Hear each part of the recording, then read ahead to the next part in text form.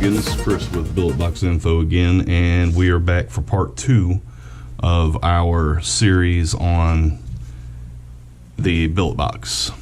And in the first one we did an unboxing and general overview. This one we're going to go over the Billet Box a little bit more, the operation. We're going to throw a coil, an OCC coil, in the stock Boro with the included OCC coil adapter, and I'm going to go over the device a little bit. The Billet Box itself, all of them, depending, no matter the color, is made of a solid, and those are G10 panels, as I mentioned in the other video. It's made of a solid piece of billet aluminum, and the colors of each of them are just anodized onto the billet. So just quickly, we're going to go over the different pieces. On the front, you'll see the 4 magnets on the corners here. Those line up with the magnets on your panels and make a really easy, really good, pretty strong connection there. If you get a set of aftermarket panels and they're made just right, it's just going to be just as strong of a connection. So we got that. You got your 2 stainless steel screws here. These line up with the negative battery post on the other side, and down here you got 4 more stainless steel screws. That's a 1.3 millimeter hex head, if I'm not mistaken. And take those 4 off and you can get this button panel off, change a button out, change the inners to whatever. On the back, you've got your battery door, or battery spot here, slot, whatever you want to call it. Positive down, negative up. And on the top, this is where your 510 adapter, or an integrated tip if you go that route. And the 510 adapter basically allows you to use any 510 drip tip. Just pop it in and there you go. The integrated tips, which I'll go over in another video, they basically take away the need to have this. It's basically threaded with the same as this 510 adapter, and creates the connection between the negative battery post and that to complete the circuit path to the positive to the board. Then you got your Boro slot here where the Boro goes, and you've seen that before, just slides in as long as that's pulled out far enough. And down here, this is the button plate, up and down buttons, and your board. The actual DNA board, DNA 60 board, is under here. There's a wiring that goes over to a button board and the display board over here. So on the top, like we already discussed that, on the right side there is nothing. On the bottom there is nothing. And on the left side is the airflow. You notice there is no port for you to connect to your computer or a charger to use eScribe. They've got it locked down where you can't do that unless you do some modifications, or there's some ways. I'm not going to discuss that right now, but there are ways to get to the board, but it's not easy. So anyway, the airflow comes in from this side, those 3 holes right there, and comes into the Boro chamber here.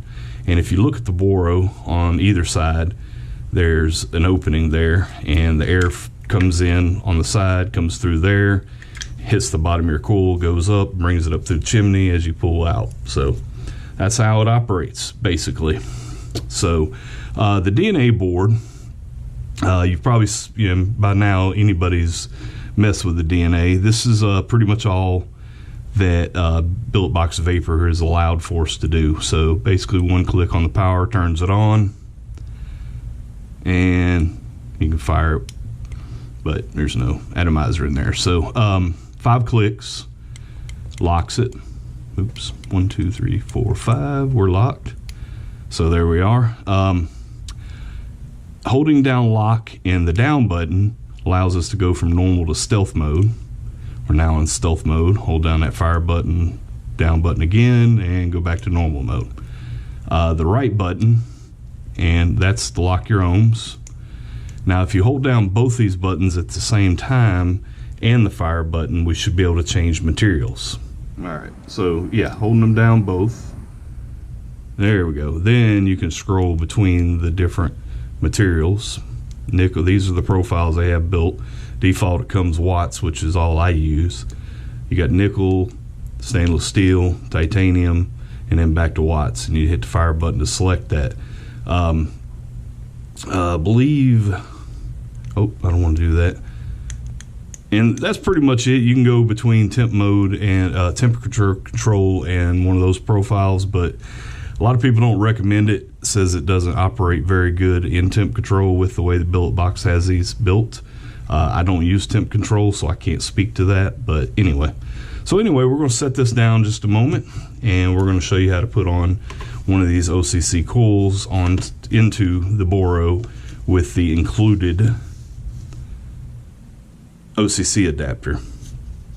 So I've already got a coil over here that I've pre-primed, and if you notice, some people recommend taking this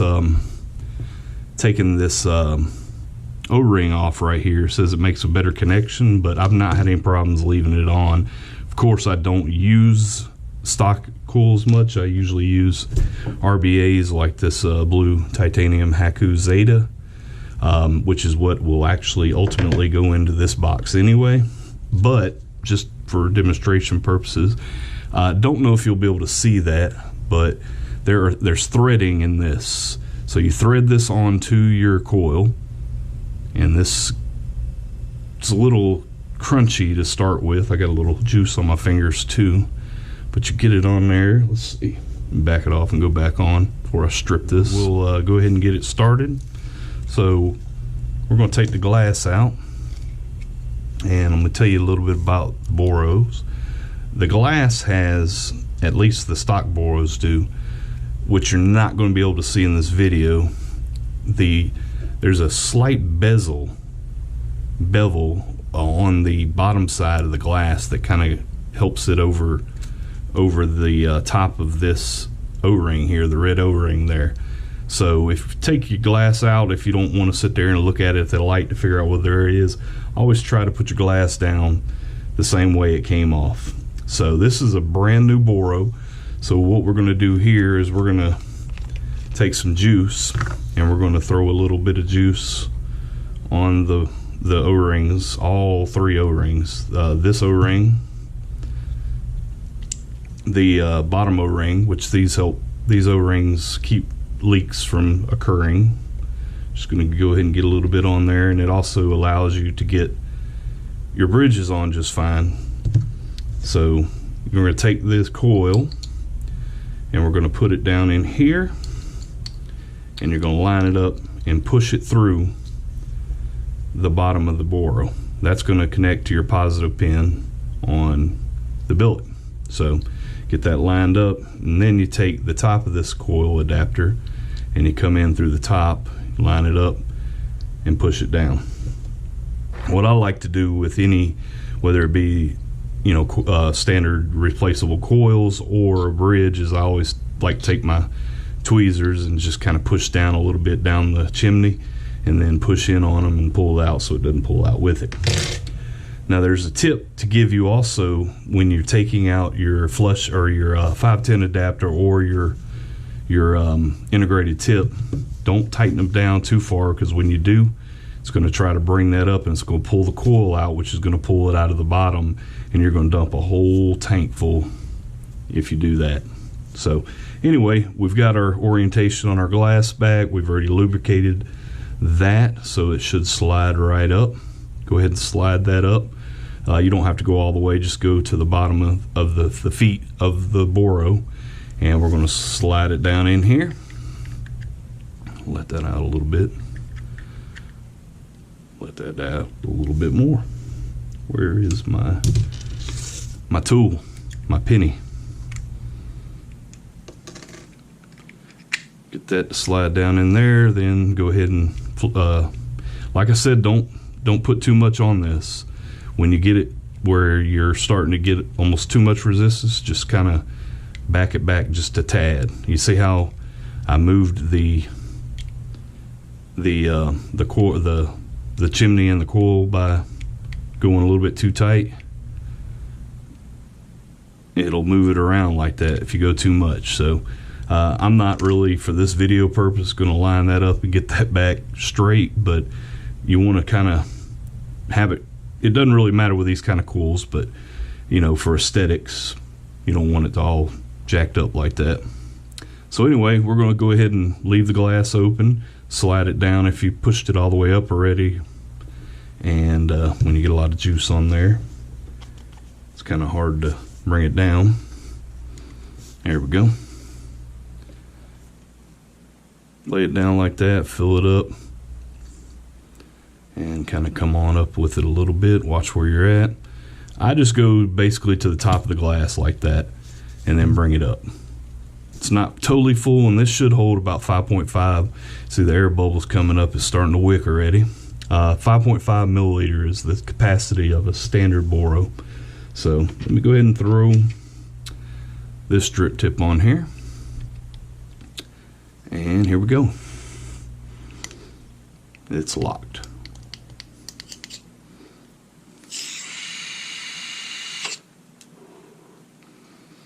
.6, 1.2 ohms. That's a little hot for that. We'll go down to about 15 on that. I'll probably be about 4.5, about 4.25 volts probably. 4.25. There you have it. That's pretty much all there is about it. So in the next few videos, we'll start going over some of the customization panels that you can buy, third-party panels from different companies. We'll actually in 2 or 3 videos, we'll go ahead and replace this section here and the button plate over here, and get this thing customized up pretty good. There's some tricks to getting some of this stuff off that makes it a lot easier to deal with, and we'll go over some of that. But that's it for this video. Thanks for watching, and stay tuned for part 3.